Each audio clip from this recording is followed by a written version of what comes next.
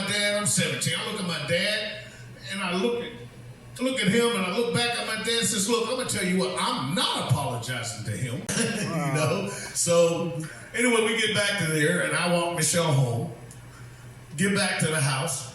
He's in the living room. My dad's in the living room. The dog is in the living room.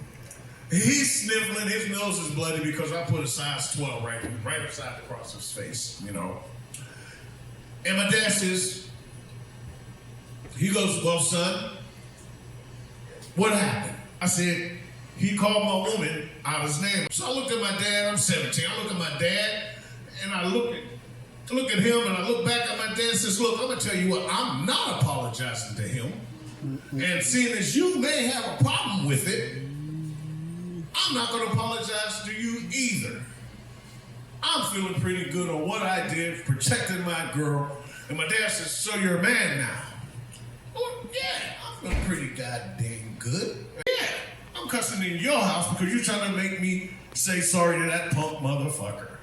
So she goes, boy, you feeling pretty bold.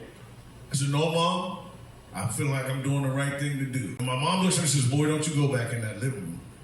I said, you know what, Mom, now that you said that, I'm going back in there. I just had my first fight, and I won, and for the day, my nuts dropped, and I went in there. So I go in there, and my dad says, he's standing at the door, hands down by his side.